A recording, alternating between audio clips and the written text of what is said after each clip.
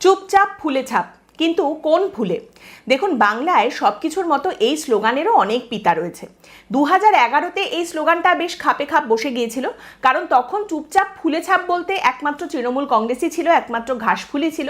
তাই ওদিকে কাস্তে হাতুড়ির উল্টো দিকে এবার এখানে ফুলে ছাপ দাও, সেই বিষয়টা সামনে এভাবে উঠে এসেছিল। কিন্তু এবারে কোন ফুলে ছাপ পড়বে সেই নিয়ে কিন্তু নানা মুনির নানা মত। প্রথম দফায় আমরা যেটা দেখতে পেয়েছি, প্রচুর পরিমাণে ভোট পড়েছে, এবং এবার দ্বিতীয় দফাতেও দেখা যাচ্ছে ব্যাপক হারে ভোট হয়েছে, প্রচুর মানুষজন বেরিয়ে এসে ভোট দিয়েছেন, 90%-এর ওপর মানুষজন ভোট দিয়েছেন। এবার এই যে এত প্রচুর পরিমাণে ভোটের হার দেখতে পাওয়া যাচ্ছে এবার, এটাকে এসআইআর পরবর্তী মানুষের আতঙ্ক যে এবারে ভোট দিতে না পারলে আমাদের নাম বাদ হয়ে যাবে, আমাদের ভোটার কার্ড বাতিল হয়ে যাবে, আমাদের নাগরিকত্ব বাতিল হয়ে যাবে, এই আতঙ্কের একটা বহিঃপ্রকাশ হিসেবে সামনে রাখা হলেও কিছু বোদ্ধা এটাকে মানতে নারাজ। তাদের বক্তব্য হচ্ছে এত বেশি পরিমাণে ভোট পড়েছে মানেই হলো পরিবর্তন হবে, পরিবর্তন হবে বলেই এত বেশি পরিমাণে ভোট পড়েছে। দেখুন, বিষয়টা হচ্ছে প্রথম দফার নির্বাচনের পর উত্তরবঙ্গে কে কটা আসন পেল সেই নিয়ে যে চর্চা, যে আস্ফালন, সেটা 4 দিনেই বাসি হয়ে গেছে, কারণ দ্বিতীয় দফার ভোটটা হয়ে গেছে।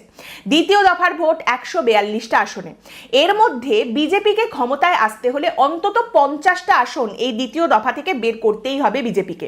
যে সংখ্যা, এমন একটা সংখ্যা যেটা কিন্তু বিজেপি এর আগে পৌঁছাতে পারেনি, এবং যে সংখ্যার ধারে কাছেও বিজেপি এর আগের বার পৌঁছাতে পারেনি।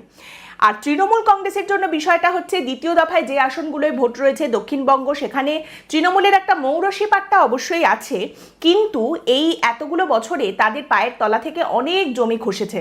আরজিকর হয়েছে, সাউথ ক্যালকাটা ল কলেজ হয়েছে, ওদিকে চাকরি চুরি হয়েছে, চাকরি বাতিল হয়েছে।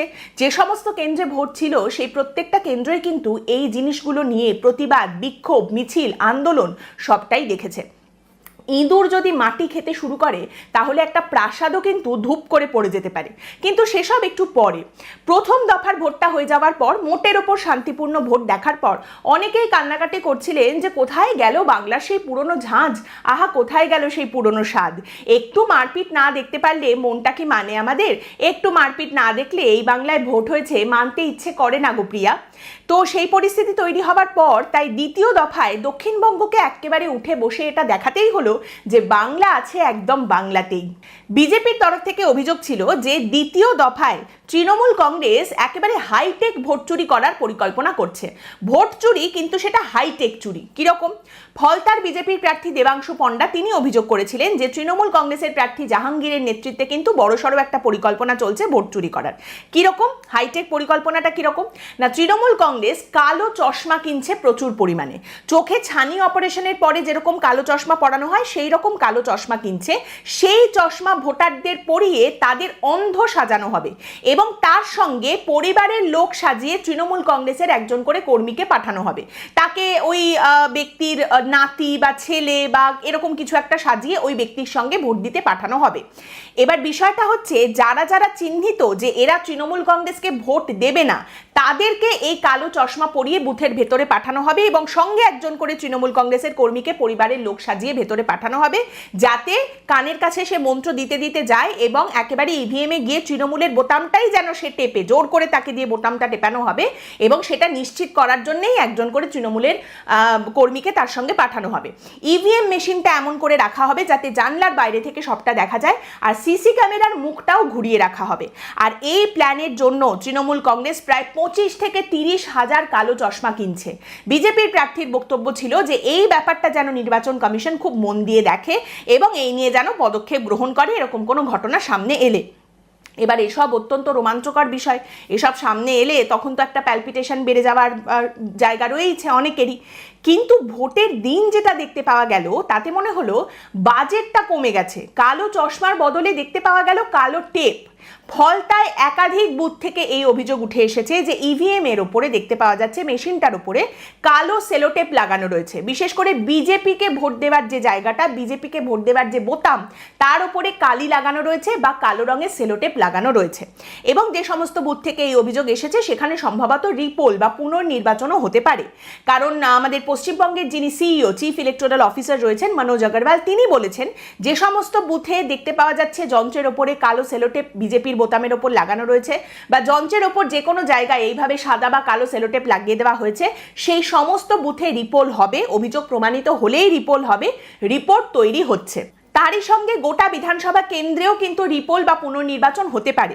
কেন এই কথা বলছি? কারণ মনোজ আগরওয়াল বলছেন যে কোনো বুথে যেখানেই দেখা যাবে ইভিএম মেশিনের যন্ত্রে কোনো রকম কোনো গন্ডগোল করা হয়েছে, কোনো কালি, কোনো সেলোটেপ রয়েছে, সেখানে তো রিপোল হবেই।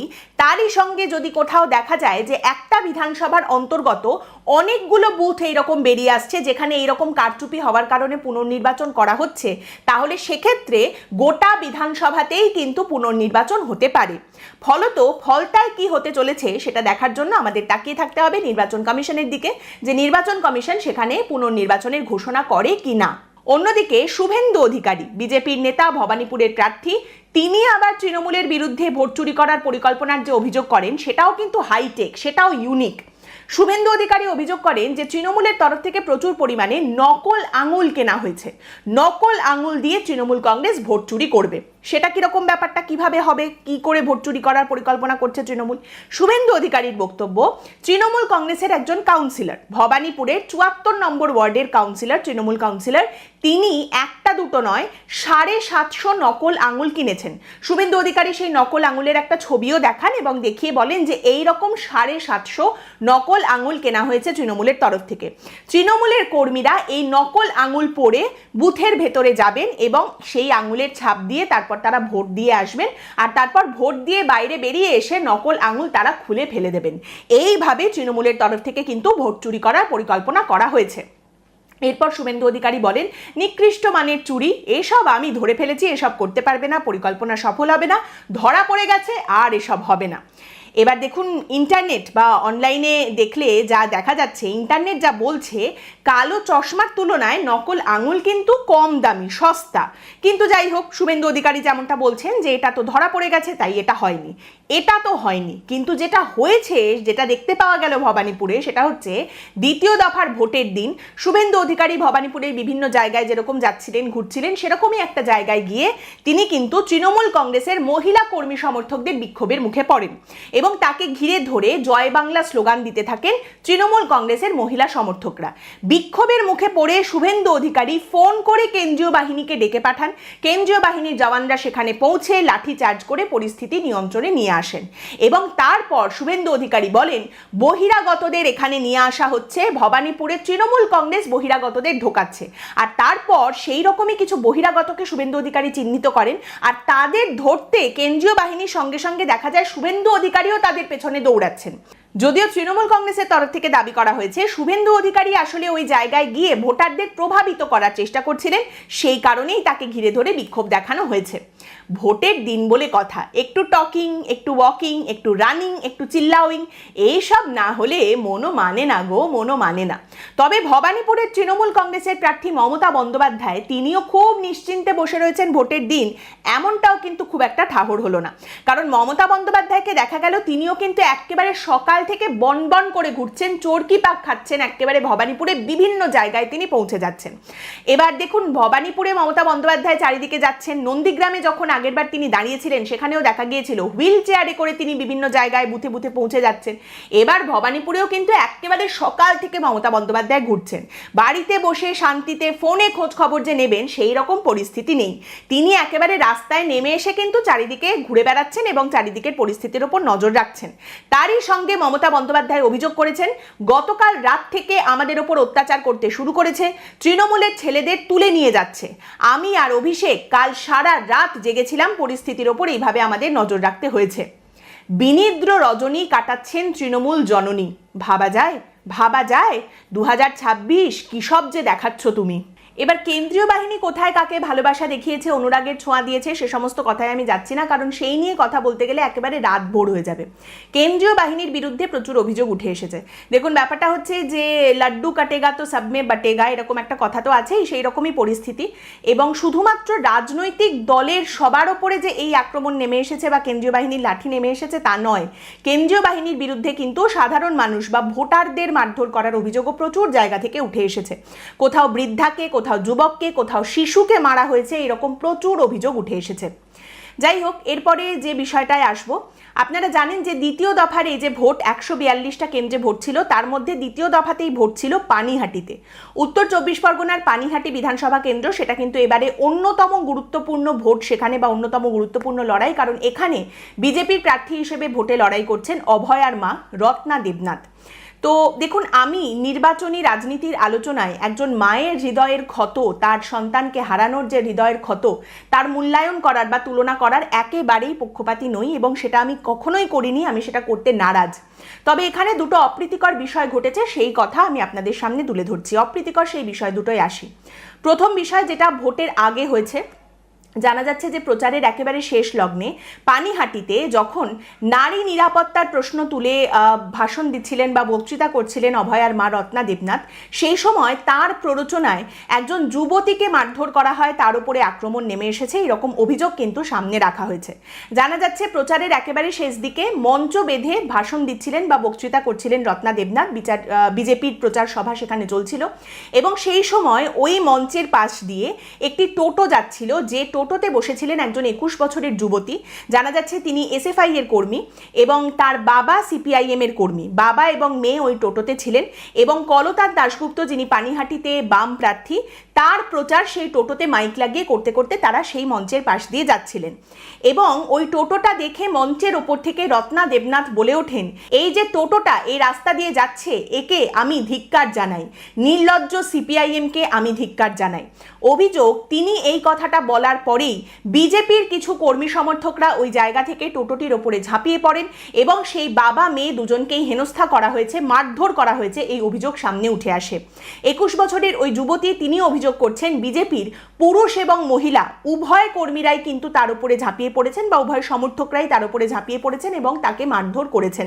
যদিও বিজেপির তরফ থেকে পাল্টা অভিযোগ করা হচ্ছে যে ওই টোটোটা কলতান দাশগুপ্তর প্রচার করতে করতে যাওয়ার সময়, বিজেপির সভার পাশ দিয়ে যাওয়ার সময় বিজেপি এবং আরজি কর মামলায় সিবিআই এর ভূমিকা নিয়ে টিপ্পনি কাটে, সেই টিপ্পনি ভেসে আসে ওই টোটো থেকে। এই অভিযোগটা করা হচ্ছে বিজেপির তরফ থেকে, কিন্তু তার জন্যই কি মারধর করা হয়েছে, বা এটা কি আদৌ জাস্টিফাইড, এই নিয়ে প্রশ্ন করার জন্য, এই নিয়ে জানার জন্য যখন সংবাদ মাধ্যমের তরফ থেকে যোগাযোগ করা হয়, তখন অভয়ার বাবা ফোনে সংবাদ মাধ্যমকে জানান যে বিজেপির প্রার্থী রত্না দেবনাথ এই মুহূর্তে এজেন্টদের সঙ্গে বৈঠকে ব্যস্ত রয়েছেন, এসব ফালতু কথা, এসব কথায় কান দেবেন না, এসব কথায় পাত্তা দেবেন না। দ্বিতীয় অপ্রীতিকর ঘটনাটি ঘটেছে ভোটের দিন, দ্বিতীয় দফার ভোটের দিন, এবং জানা যাচ্ছে পানিহাটিতে বিজেপির প্রার্থী রত্না দেবনাথ, তিনি বিভিন্ন জায়গায় যাচ্ছিলেন, ভোট ঠিকঠাক হচ্ছে কিনা, পরিস্থিতি ঠিক আছে কিনা, সেই সমস্ত কিছু দেখছিলেন, এবং সেই রকমই পানিহাটির একটি বুথে যাওয়ার সময় রত্না দেবনাথের গাড়ি ঘিরে ধরে বিক্ষোভ দেখাতে শুরু করেন তৃণমূল কংগ্রেসের কর্মী সমর্থকরা। তৃণমূল কংগ্রেসের কর্মী সমর্থকরা রত্না দেবনাথকে ঘিরে ধরে জয় বাংলা স্লোগান দিতে শুরু করেন, এবং পরিস্থিতি এতটাই উত্তপ্ত হয়ে যায় যে রত্না দেবনাথের গাড়ি সেখান থেকে এগোতে পারছিল না, এই কথাও সামনে উঠে আসে। তারই সঙ্গে বলা হচ্ছে যে তৃণমূল কংগ্রেসের কর্মী সমর্থকরা রত্না দেবনাথের গাড়ি ঘিরে ধরে বিজেপির প্রার্থীর উদ্দেশ্যে চোর চোর স্লোগান পর্যন্ত দিতে থাকেন। যদিও রত্না দেবনাথ বিজেপির প্রার্থী, তিনি কিন্তু আত্মবিশ্বাসী, তিনি এখনো বলছেন, ভোটের দিনেও তিনি এই কথাই বলেছেন যে আমরাই জিতছি, এবার বিচার হবেই। কিন্তু প্রত্যেকবার নির্বাচনে এমন কোনো না কোনো ঘটনা অবশ্যই ঘটে, যেটা দেখার পরেই মনে হয় যে এই রকম ঘটনা একমাত্র পশ্চিমবঙ্গে ঘটতে পারে, এটা একমাত্র এইখানে আমরা দেখতে পেতে পারি, আমরা একেবারে ধরিবাজের শিকড়ে দাঁড়িয়ে রয়েছি। তো এবারে দ্বিতীয় দফার এই নির্বাচনের দিনেও সেই রকম একটি ঘটনা ঘটেছে, এবং এই ঘটনা ঘটেছে হাড়োয়া বিধানসভার 159 নম্বর বুথে। স্থানীয় সূত্রে জানা যাচ্ছে একজন ব্যক্তি, যার নাম শাবান আলী, তিনি ভোট দিতে এসেছিলেন বুথে, এবং তাকে দেখে, বা তিনি এমনভাবেই এসেছিলেন যাতে বিশেষভাবে সক্ষম হিসেবে তিনি নিজের পরিচয় দিতে পারেন। এবার তাকে দেখে বুথে সাধারণ ভোটার থেকে শুরু করে বুথে যারা ভোট কর্মী ছিলেন তারা সকলেই সহানুভূতি দেখান, এবং তাকে লাইন ভেঙে আগে ভোট দেওয়ার ব্যবস্থা করে দেওয়া হয়। এবার শাবান আলী সেইভাবে ভোট দিয়ে বেরিয়ে চলে আসেন, কিন্তু ভোট দিয়ে তিনি বেরিয়ে যাওয়ার কিছুক্ষণ পরে দেখা যায় যে তিনি একেবারে সোজা হয়ে স্বাভাবিক হনহন করে হাঁটতে হাঁটতে চলেছেন। মানে যে ব্যক্তি কিছুক্ষণ আগেও অত্যন্ত কষ্ট করে ধীরে ধীরে হাঁটছিলেন, তিনি একেবারে হনহন করে হাঁটতে হাঁটতে এগিয়ে যাচ্ছেন। এবার এই চিত্র দেখার পর সংবাদ মাধ্যমের তরফ থেকে যখন তাকে প্রশ্ন করা হয় যে তিনি কি করে এখন ঠিক করে হাঁটছেন, আগে তাহলে তিনি কেন ওইভাবে গিয়েছিলেন বুথে। তখন শাবান আলী জানান তার কাছে হ্যান্ডিক্যাপ সার্টিফিকেট নেই, কিন্তু তিনি ওইভাবে বুথে গিয়েছিলেন যাতে তিনি বিশেষ সক্ষম হিসেবে নিজের পরিচয় দিতে পারেন এবং যাতে তাকে আগে ভোট দেওয়ার ব্যবস্থা করে দেওয়া হয়, কারণ তার মনে হয়েছিল তার মহামূল্যবান ভোটটা সবার আগে দিতেই হবে। এই কারণে তিনি এই কাজটি করেছেন। এরপরে আর কি বা বলার থাকে, বলার আর কিছুই নেই। এরপর আবার যা বলবো, যা কথা হবে সেই কথা হবে পরের পর্বে। আজকের পর্ব সম্পর্কে আপনাদের মতামত অবশ্যই জানাবেন। পরের দিন দেখা হবে অন্য একটি বিষয় নিয়ে আলোচনায়। ভালো থাকবেন।